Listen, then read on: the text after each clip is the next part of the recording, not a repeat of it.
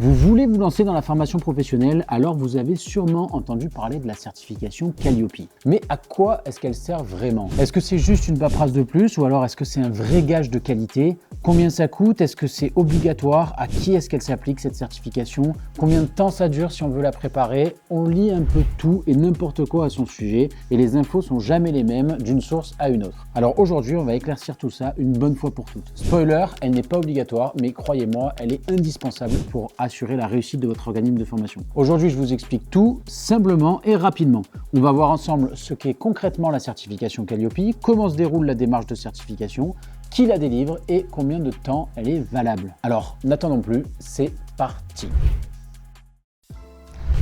Alors, repartons du tout début de l'histoire. Un petit détour historique pour comprendre ce qu'est Calliope, ça va pas être inutile. Donc, avant Calliope, on avait Datadoc, qui n'existe plus aujourd'hui puisque Calliope l'a doucement remplacé. Effectivement, Datadoc avait ses limites. C'était une simple démarche déclarative sans réel contrôle. Autrement dit, les organismes peu rigoureux, les organismes de formation et même les arnaqueurs parfois n'étaient pas plus filtrés que ça et continuaient de polluer le marché de la formation professionnelle. Et c'est donc en septembre 2018 que la certification Calliope a été mise en place par le gouvernement français via la loi du 5 septembre 2018 pour la liberté de choisir son avenir professionnel.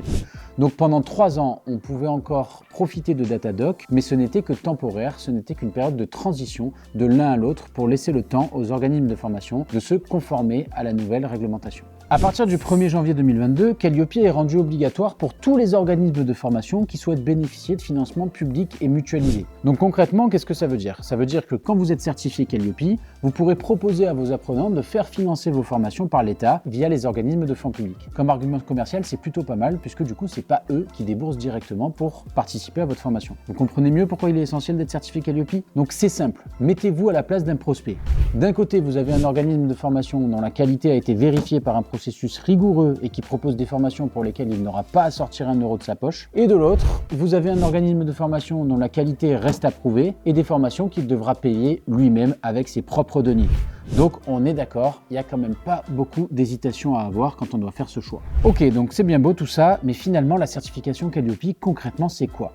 Vous l'aurez compris, Calliope a pour objectif de garantir la qualité des prestations proposées par les organismes de formation en imposant des standards bien précis. Elle permet d'attester de la conformité des prestations proposées avec les exigences du référentiel national qualité, le RNQ, le document de référence de la certification Calliope.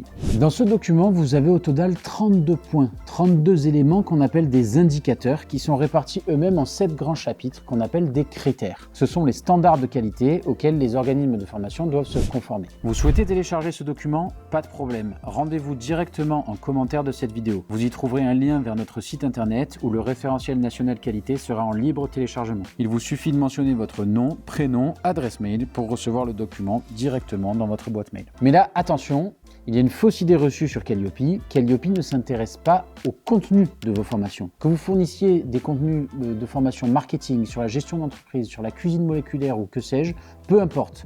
Ce qui compte avec Calliope, c'est comment vous délivrez vos formations. Est-ce que vos formations sont bien structurées?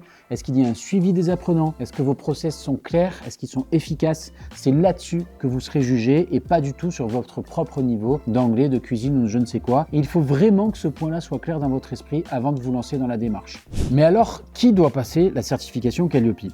Pour vous répondre simplement, si vous voulez faire partie du game, si vous voulez faire partie du jeu, vous devrez passer Calliope. Déjà parce que la certification est applicable à tout prestataire de formation professionnelle, mais surtout parce qu'aujourd'hui, un tiers des organismes de formation sont certifiés, soit 45 000 établissements. Autrement dit, vous avez forcément des concurrents qui sont déjà certifiés, et entre un OF Calliope et un OF qui ne l'est pas, le choix pour l'apprenant, il est vite fait. Vous avez un désavantage comparatif qui est majeur. Donc il est très important, en tant qu'organisme de formation, que vous passiez la certification Calliope. Maintenant, la question se pose de savoir qui délivre la certification. La certification Calliope, elle est délivrée par des organismes qu'on appelle des organismes certificateurs.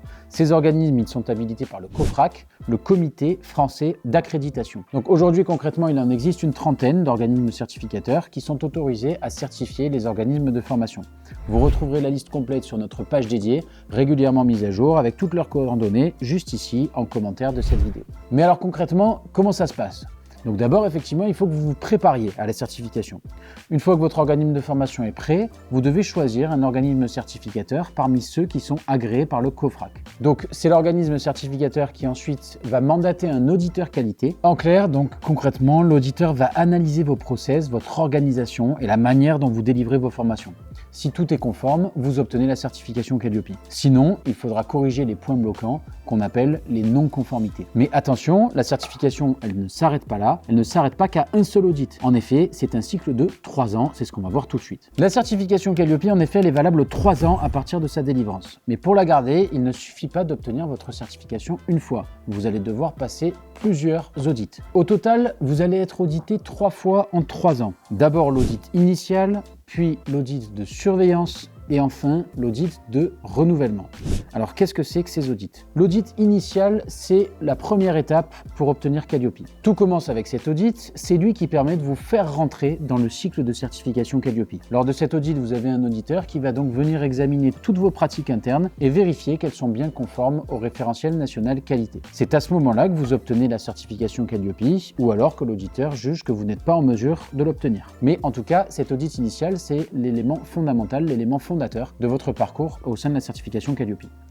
Suit l'audit de surveillance, 1 an et demi plus tard. On arrive donc à la deuxième échéance de votre certification Calliope, approximativement 1 an et demi après l'audit initial. Donc vous avez cet audit de surveillance. Je dis 1 an et demi, mais en réalité, c'est pas exactement le cas. Vous avez une période qui est très précisément marquée, qui se situe entre le 14e et le 22e mois qui suit l'audit initial. C'est à ce moment-là que vous devez passer votre audit de surveillance.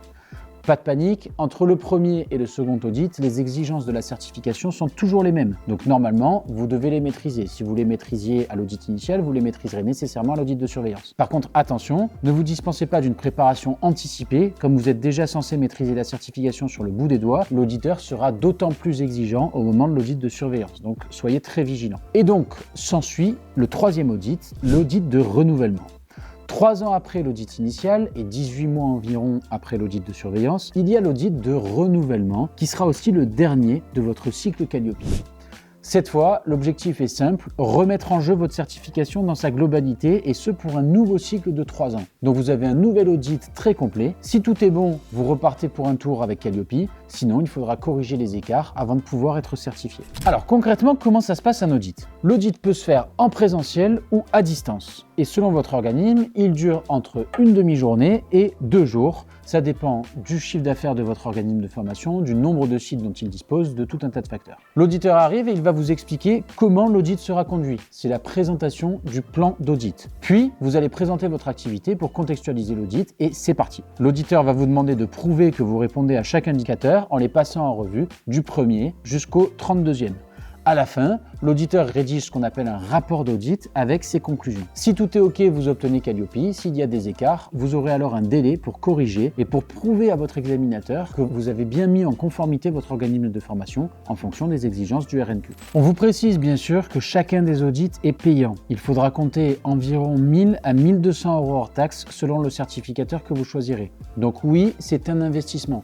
Autant préparer la certification sérieusement du coup. Et donc voilà, maintenant vous savez exactement comment fonctionne le cycle Calliope et à quoi vous attendre. On va donc pouvoir entrer dans la partie la plus technique, le référentiel national qualité. Au sein du référentiel national qualité, on trouve 7 critères et à l'intérieur de chacun des critères, il y a des indicateurs. Donc on va passer en revue rapidement l'ensemble de ces critères. Ce critère 1, il vise à évaluer la manière dont vous informez votre clientèle cible sur les prestations que vous proposez et les modalités de délivrance de vos formations. La question qui se pose à travers le critère 2, c'est comment vous analysez le besoin de vos apprenants et comment vos formations permettent concrètement d'y répondre. Ici, à travers le troisième critère, on se pose la question de savoir comment vous adaptez les moyens mis en œuvre et l'encadrement des formations. S'ensuit ensuite le critère 4, à propos des moyens humains qui sont mis en œuvre. Alors quand on dit des moyens humains qui sont mis en œuvre, c'est concrètement, est-ce que les personnes qui vont délivrer les formations que vous proposez sont bien formées et est-ce qu'elles-mêmes se forment dans une démarche de formation continue et d'apprentissage continu à propos des formations que vous délivrez? Est-ce que concrètement, elles seront en mesure de délivrer de bonnes formations? S'ensuit le critère 5. Ici, concrètement, il s'agit de récolter les retours de vos clients, les retours de vos apprenants, de manière à rentrer dans une démarche d'amélioration continue qui vous permette sans cesse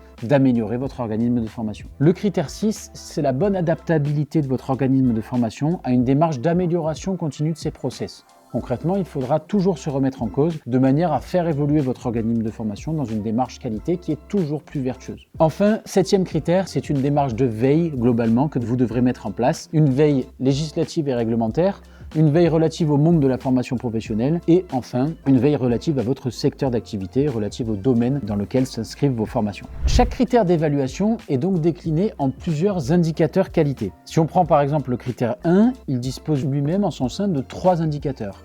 Le critère 2 en a 5 et ainsi de suite jusqu'à obtenir 7 critères et 32 indicateurs. Mais attention, tous ces indicateurs ne s'appliquent pas forcément à vous. Et oui, c'est là que c'est un peu plus complexe. Tous les indicateurs ne concernent pas tous les organismes de formation. Leur application dépend de votre statut et des formations que vous proposez. Par exemple, si les formations que vous proposez ne délivrent pas in fine de certification professionnelle, alors il y a tout un tas d'indicateurs qui tombent et sur lesquels votre audit ne portera pas. Ces indicateurs ne vous concernent pas directement. De même, si vous êtes un nouvel organisme de formation, on parle de nouvel entrant, si vous venez juste de créer votre organisme, certaines règles seront allégées pour vous permettre de lancer votre organisme de formation et de démarrer sereinement. Bref, il faut bien identifier les indicateurs qui vous concernent de ceux qui ne vous concernent pas pour éviter de perdre du temps sur des critères qui ne s'appliqueraient pas à vous. Alors la question qui se pose, c'est comment savoir combien d'indicateurs vous concernent? Eh bien, on a fait le taf pour vous. Et la première étape de notre démarche de préparation à la certification Calliope,